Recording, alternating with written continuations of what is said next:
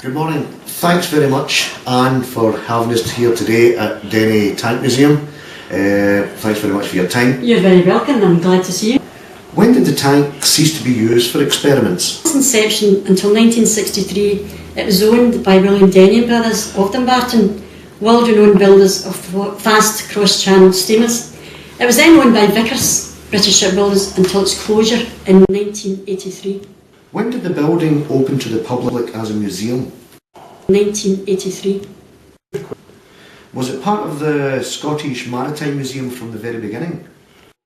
Thanks to the efforts of the National Maritime Museum, West Dumbarton Council and others, it has been in the safe hands of the Scottish Maritime Museum since 1986. When was the tank built and how did this come about? The tank was built in 1881 and was the very first commercial test tank to be built anywhere in the world.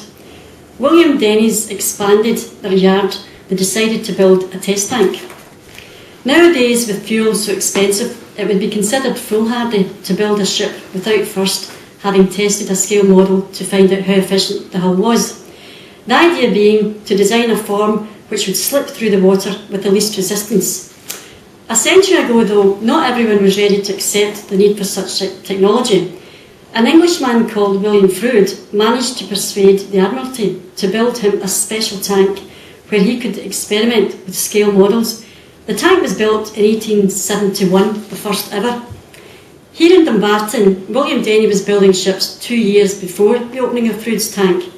He paid great attention to all new scientific development which could influence the industry.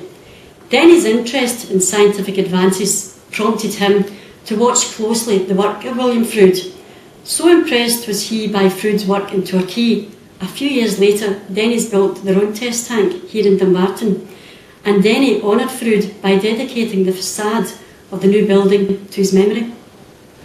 It's sad to think that this great museum is all that remains of Denny, the world-famous shipbuilders. When did the Denny yard close and how important was it to Dumbarton and the people of the area?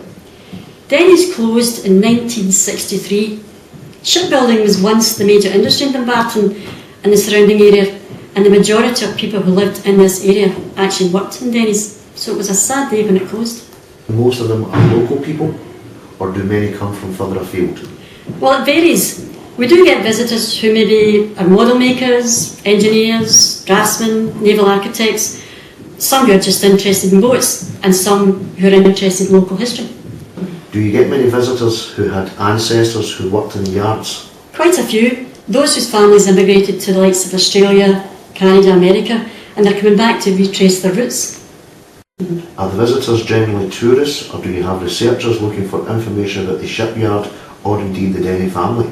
Again, it varies. Some come along looking for information on ships built by Denny's, that their families who worked in Denny's actually were involved in building them, and they're looking for information on the type of ships that they worked on. Does the museum attract local school visits? Yes. Last year, for example, the trustees agreed on a pilot scheme offering free entry to all local schools within the West Dumbartonshire area, and in partnership with the Education Services of West Dumbarton Council, over 400 pupils from various schools in the area had the opportunity to visit the museum, learn a little bit more about their heritage, gain local knowledge, view the test tank, try their hand at scraping a wax model, test model hulls in our own mini tank, and see the drawing office where the plans originated. Visits are linked to the curricular work in science, social studies, and joining the learning topic work. So successful this has been that the trustees have agreed to extend the scheme until March 2010. Which exhibits tend to attract most attention from the pupils? Testing the scale models in the mini experiment tanks, very popular, and also scraping a wax model. Children always enjoy the hands-on. Have you been here? What part of the job do you enjoy most?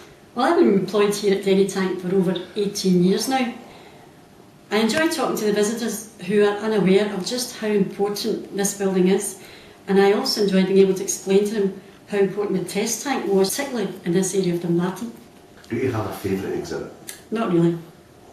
Although I do enjoy explaining the model making process in the clay bed area, where the wax is prepared for the models. How does this museum link with the others which make up the Scottish Maritime Museum? Well, we have a generic leaflet which gives details of each of the other sites. When you interact with visitors, do you find that they intend to visit all three museums? Well, I'd like to think so. We encourage them to visit the other sites, pointing out from the generic leaflet that we have a voucher that offers up to 4 people half-price entry into Clyde and Irvine in Ayrshire. Well, Anne, I would like to say thank you very much to yourself and the Denny Tank Museum for your time today.